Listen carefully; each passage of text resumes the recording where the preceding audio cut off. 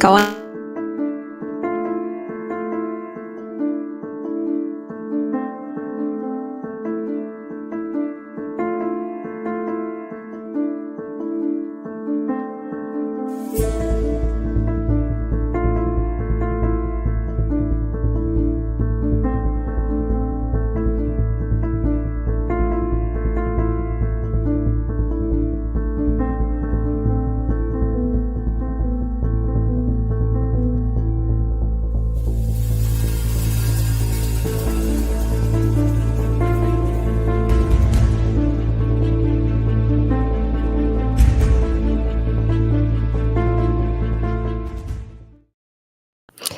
Hello, everybody, and happy Monday. I hope you all had a great weekend. I am Terry True Crime, and welcome to Midday Missing, where we highlight current missing person cases that need more attention. And I would also like, in case you're new here, welcome to TCWT Media, your home for compelling true crime and variety of engaging content, all within a supportive community. We produce a wide range of shows, including both true crime and non true crime shows. And guess what, guys? We have more new series coming in 2025. It's going to be a great year. And in case you didn't know, we do stream live several days a week. We also drop pre recorded videos. So you're going to want to make sure you subscribe to our YouTube channel. It's completely free. We do not release all of our content on Facebook live streaming. Midday Missing, as I've said before, will always be on both channels. And if any other channels open up, we will be sure to drop them there as well. Because the point of Midday Missing is to get the word out to as many people as possible. And for those of you that are looking for a deeper dive into true crime, or people who want to help support us and enjoy me and JT and all of our craziness, you can also consider joining our TCWT Media membership community. As a member, you will get early access to select shows with episodes before they're available to the public.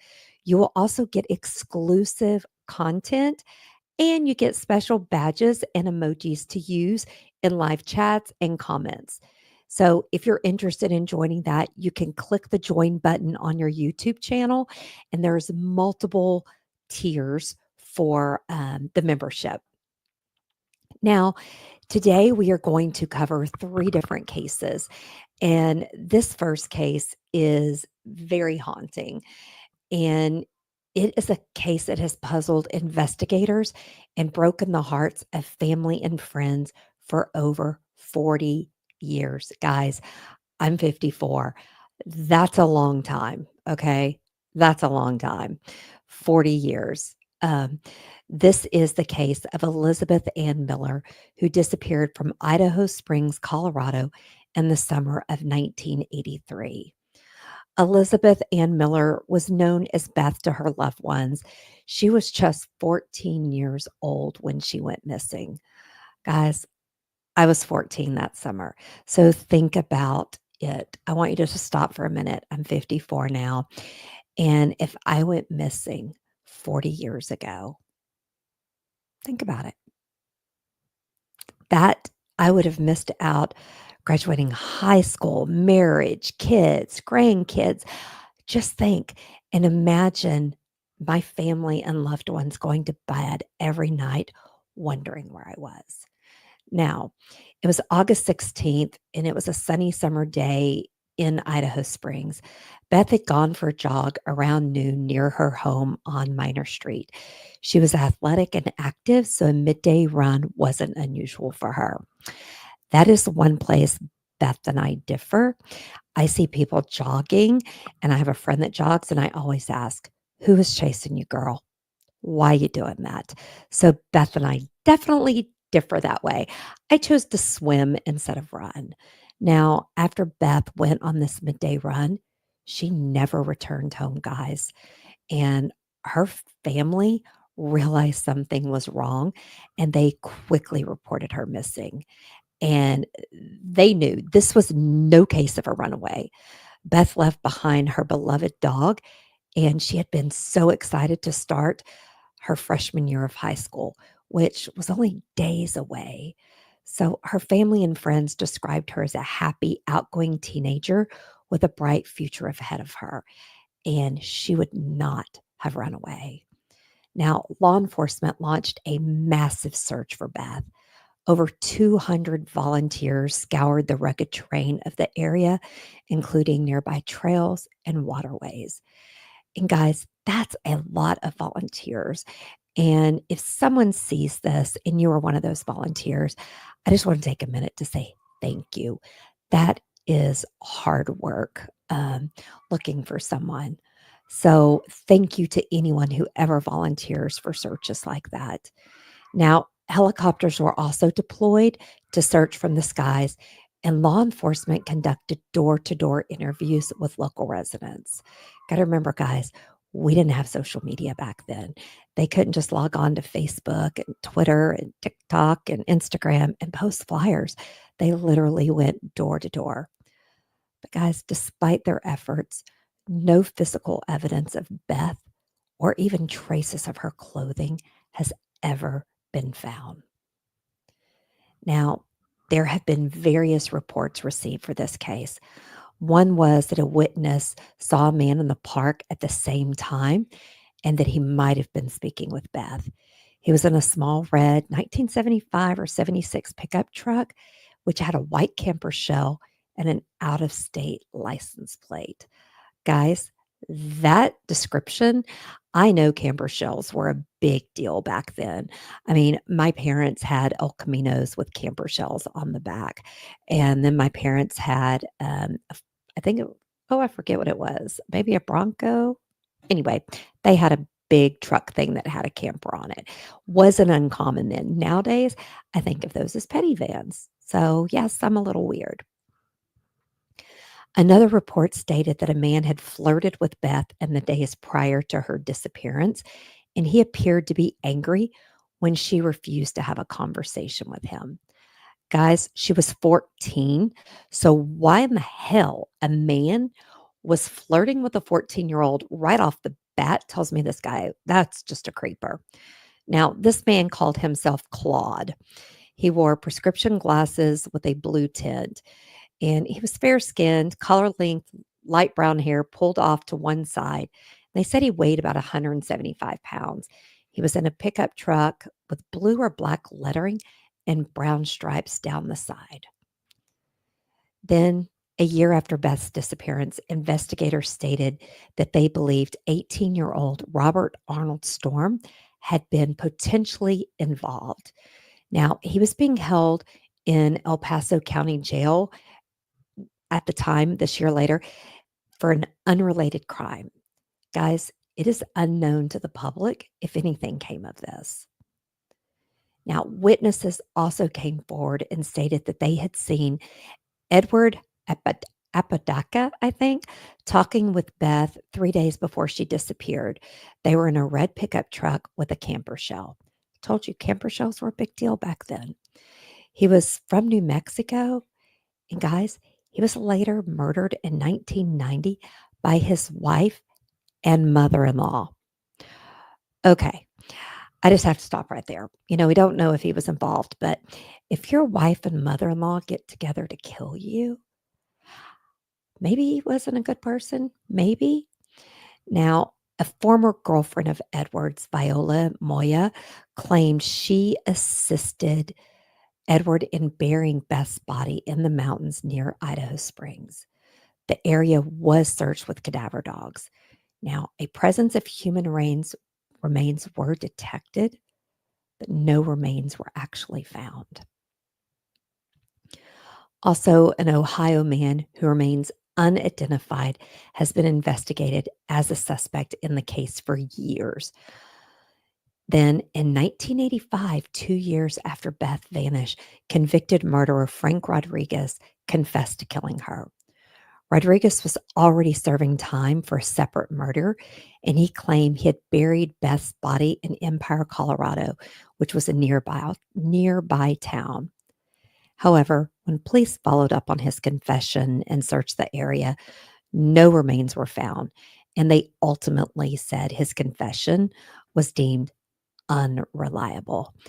Guys, that's a lot of different people to investigate. It sounds like this police department and law enforcement officers really went above and beyond investigating every single thing that came in. Over the years, numerous tips have poured in. In 1985, there was a female in Florida that was thought to be Beth.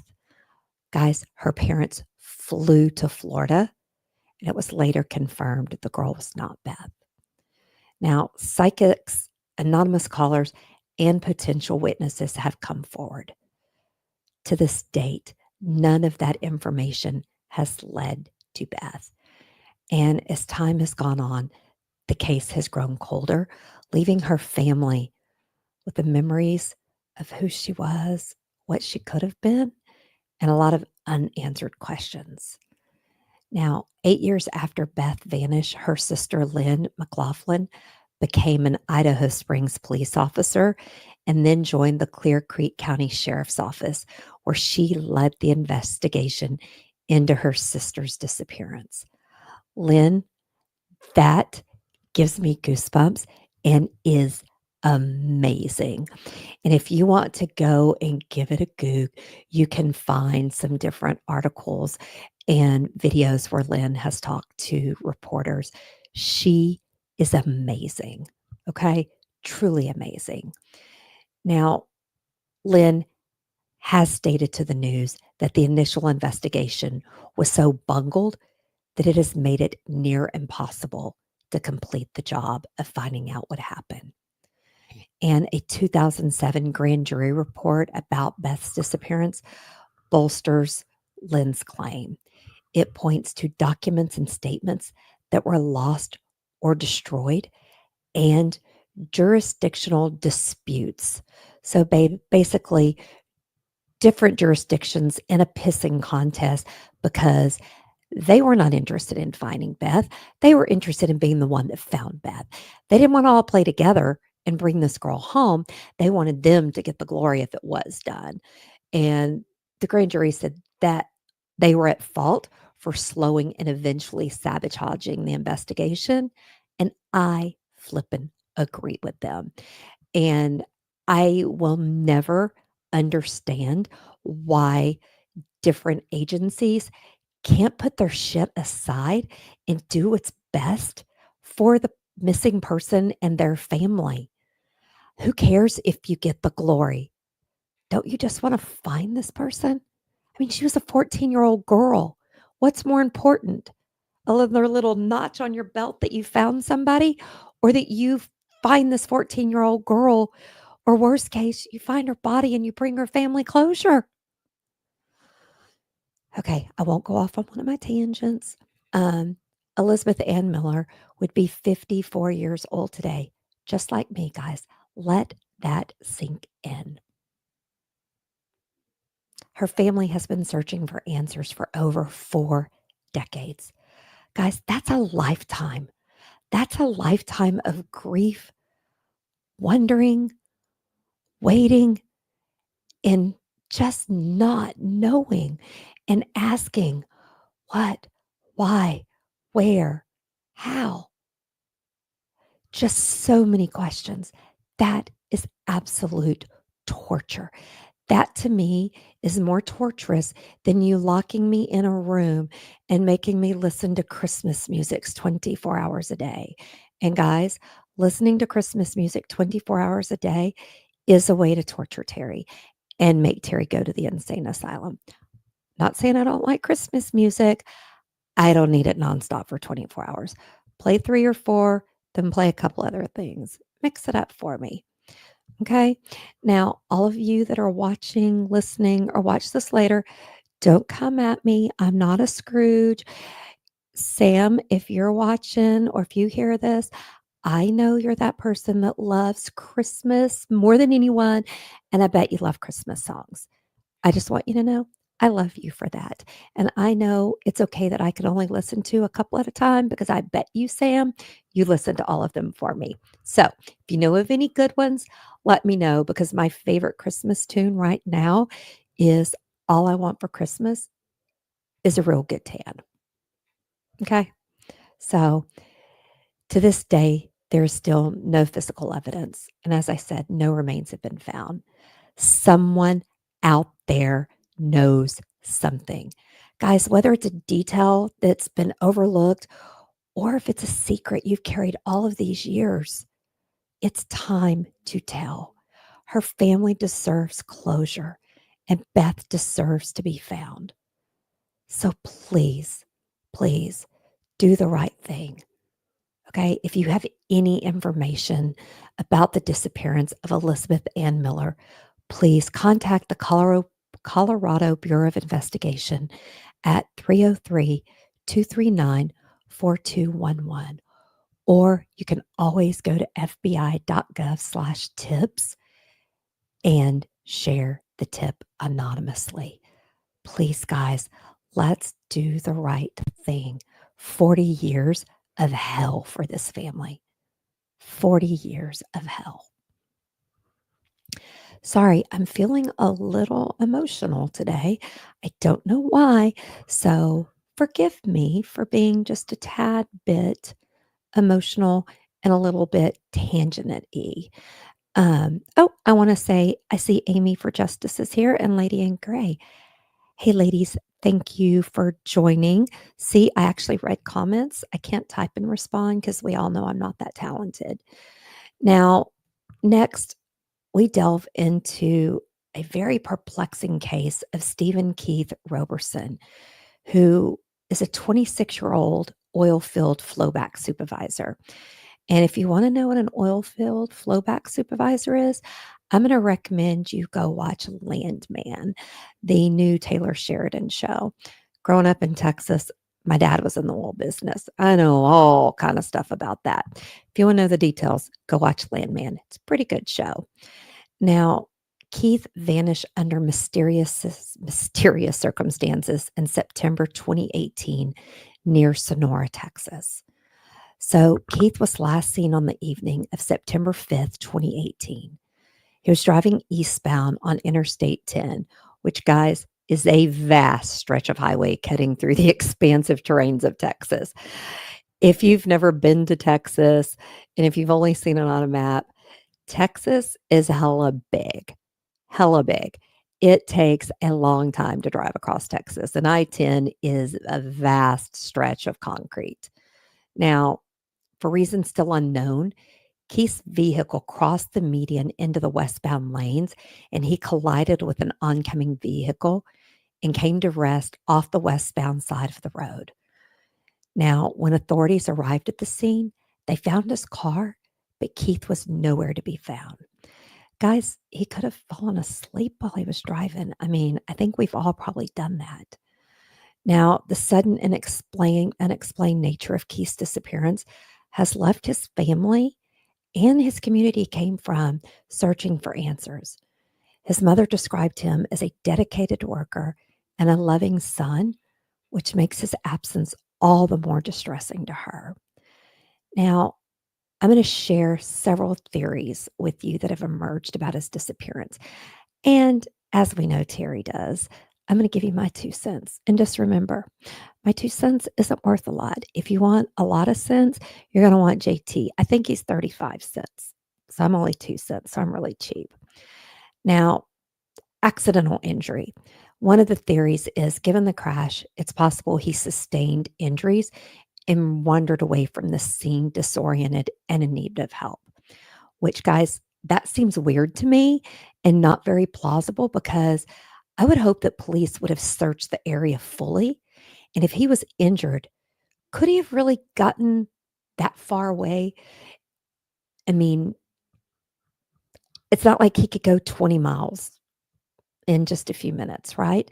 So that doesn't seem very good to me. So if you think that's possible, let me know in the comments.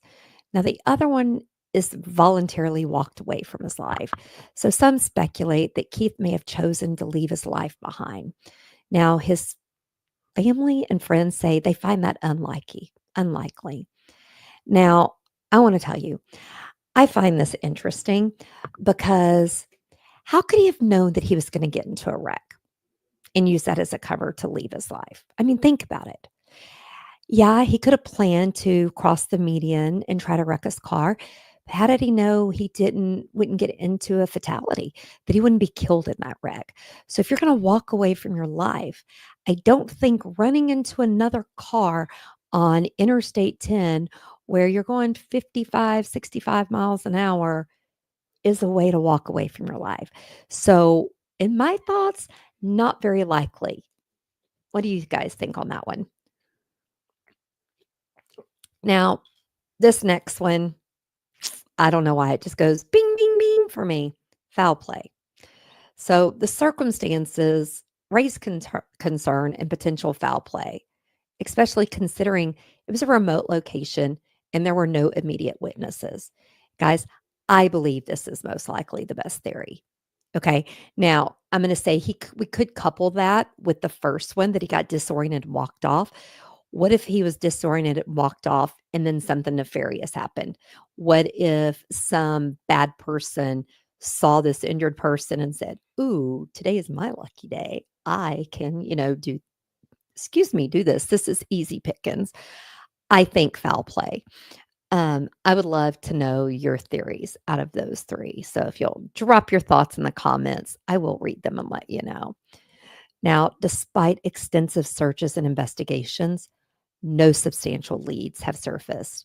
Okay. The Texas Department of Public Safety continues to encourage anyone with information to come forward. Keith's family remains steadfast in their search for answers and keeping his story alive through social media campaigns and community outreach. Kudos to that family. We talk to a lot of families with doing this show, and the emotional toll it takes on them to do that is a lot, guys. Just us covering the story takes an emotional toll on me, our producer, our assistant producer. Imagine being the family. Okay, think of the toll that takes. They do urge anyone with even the smallest piece of information to share it because they want to know what happened, and you could hold the key to unravel the mystery. So if you have any information about the disappearance of Stephen Keith Roberson, please contact the Texas DPS at 1-844-643-2251. And remember, even the smallest detail could make a difference. Guys, as always, I know I'm a broken record. You can anonymously report to fbi.gov/tips. Now, this next case, I know we tell you guys, we just put the case names in. We don't put the city, states, and then they just randomly get picked, get investigated. We put the story together. Last two cases are from Texas. I'm wondering if our assistant producer, Amy, was thinking I was needing a little Texas love. But Thomas Charles J.T. Murray Jr. was a young man who disappeared in 2011 from Spring, Texas. Guys, if you've never been to Spring, Texas, you should go visit it. They have the cutest little downtown. Double H and I actually traveled from Dallas and spent the day on Valentine's Day in, I think, 2004, in Spring, Texas. And we got engaged that night. So Spring, Texas kind of holds a memory for me. But let's set the scene. On October 18th, 2011, TJ was a junior at Sam Houston State University. He was majoring in business and psychology. And he spent his evening umpiring a Little League baseball game, which is a testament to his love for the sport and his community involvement. Because, guys, if you've never been to a Little League baseball game, it's not the kids that are the problem, it's the parents. I mean, even growing up, I've shared before that my dad was an alcoholic. My poor brother, the refs and umpires threw my dad out of so many games for running his mouth. And when I was a soccer coach for my kids when they were little, oh my God, the parents were awful. So tells you TJ was a good guy. Now, later that night, he decided to unwind with friends and he visited several bars along Sawdust Road in Spring, Texas. Was driving his father's Ford F 150 pickup and he went on to the Rock Sports Bar and Grill and left it there as he joined friends to visit other nearby establishments. There's several bars and places right next to each other. Now, at approximately 12:30 a.m. on October 19th, TJ was at Rookie Sports Bar and Grill. An altercation occurred, leading to JT being asked to leave the premises. Now, concerned for his safety, a friend contacted TJ's brother, James, informing him about the situation and suggesting he pick TJ up. Guys, James arrived promptly. They said he got there quick. He was like Jimmy on the spot. TJ was nowhere to be found. His family reported him missing. Now, police started looking into the case and they reviewed surveillance footage at Rookies that captured him walking south from the bar alone. That is the last confirmed sighting of TJ. And the group that he had a confrontation with didn't leave the bar until 1 a.m. The bar security staff held them there, most likely to avoid any further disturbances. They didn't want a roadhouse situation where they took it outside to the parking lot. And this was confirmed by law enforcement by them watching the surveillance video of the bar. The group was then tracked by law enforcement to another bar further south, and they're seen on video there. Now, one really crazy thing, TJ's cell phone was discovered near the 2500 block of Borough Park Drive with the back cover and battery removed. Guys, this detail raises a lot of questions and a lot of red flags, okay? They say it's believed that it had been thrown from a vehicle. Guys, I got to say this. If you throw a phone out the window, I don't think the battery comes off. Maybe I'm wrong because I always have a cover on mine, but that to me is just weird. And guys, his father's truck remained parked on the rocks, untouched. And this leads me to think he was somewhat thinking clearly because most people I know who've been out drinking think that they're okay to drive. Okay. Uber wasn't a big thing back then. I don't even think Uber was a thing then.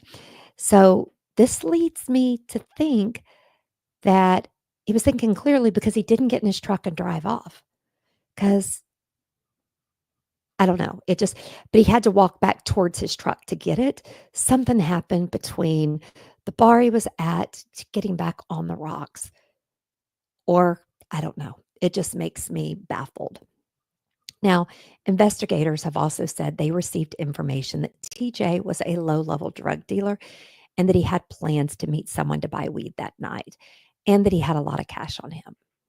And guys, if he was scheduled to meet someone to sell them weed, wouldn't he have walking straight to his truck? I mean, that's what leads me to believe something had to happen between bar one and bar two. So, because I find that very speculation from law enforcement. And guys, my first thought was, is law enforcement trying to somewhat blame him? Because, if he was a low level drug dealer, was going to buy pot, maybe deserved what he got, which is total bullshit. But that's my opinion. Sorry, I'm getting off track. Law enforcement conducted searches in nearby wooded areas and followed up on tips, but no significant evidence has ever surfaced. Over the years, various rumors and theories emerged. However, nothing concrete has ever come to light. And guys, TJ's story isn't just a headline or a statistic. Once again, it's a family's nightmare. I want you to think about this again. Imagine waking up every day wondering where your child is, replaying every detail of that night. Think of his brother, James, who jumped in his truck and they said he was there like within minutes. I mean, Spring is not a big town. So I want you to think about that. This happened in a blink of an eye, and it is heartbreaking. Okay, just heartbreaking. One thing that's important to highlight is how crucial community involvement is. Maybe someone saw something that didn't seem significant at the time, Or maybe they've heard a rumor and they've been hesitant to share. Guys, share that rumor. Spring, Texas is not a big town. Someone knows what the flip happened. And I want you to think about this. Every little detail counts. If you were the person that was going to meet him to, get drugs, call the police and let them know. Give them the information. They're not going to come after you. Just give any information because cases go cold when we stop talking about them. But that's why we're here at Midday Missing. We don't want that to happen. We want to talk about these cases. So if you have any information about TJ Murray's disappearance, please contact the Montgomery County Sheriff's Office at 936 760 5800. Guys, I'm also going to ask you to share all of the missing person flyers that will be posted on our social media after we finish and wrap up today. It's the holidays, guys. What greater gift could you give someone than sharing the information that you possibly have that could give them the answers to their missing loved ones? That would be an amazing gift. I bet you that family would say, we want nothing else, nothing under the tree, just that. Okay. So I want to thank you all for joining me today. Now, today's live stream will be the last Midday Missing for 2024. We will be back in January with new cases. We are taking off the next several weeks to research cases for January, finish doing some interviews with families that we've got scheduled, and can also take some time to decompress and spend some time with our loved ones.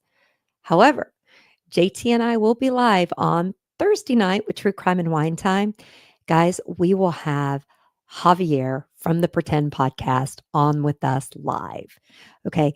If you did not see our episode with Anthony Christopher, you need to go watch it. Okay. Javier is the podcast host of the Pretend podcast who has done an amazing job of getting Anthony's story out there. He's also covered some other things that are just insane. He likes to show where corruption is. So we are beyond excited that Javier is taking the time out to meet with us because he's a busy guy. So we are very, very grateful and blessed to have him. So you're going to want to see that. And then on December 16th, I believe it is, I hope I don't have the date wrong, we are having our 1,000 subscriber party live. It will be the last live stream for the channel for the year. And guys, you got to remember, we have some crazy stuff coming, okay?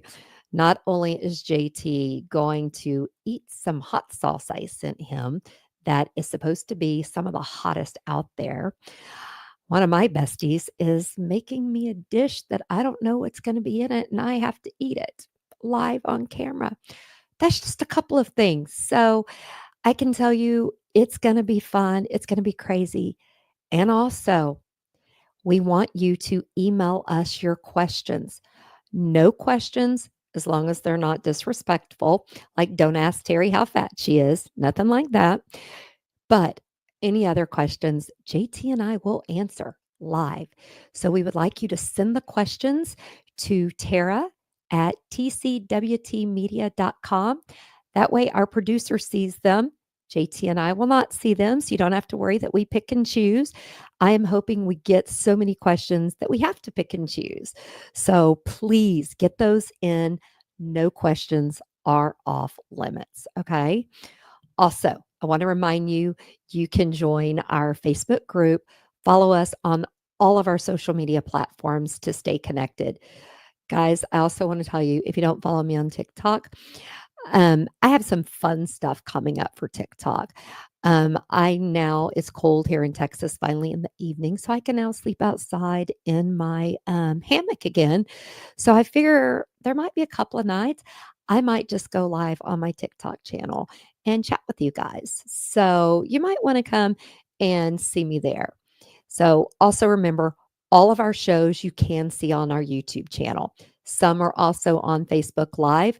YouTube is the only one where they all are. So if you want to catch all of our stuff, go watch us theirs. And I want to say thank you to all of you for joining me today. I hope we can see you on Thursday night when we have Javier. It will be a great time.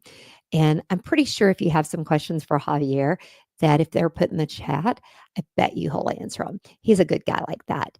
So, everybody, have a great week. And I look forward to seeing you on Thursday night. Take care, guys. Stay safe. Watch out for crime. And please enjoy your wine time. Till next time.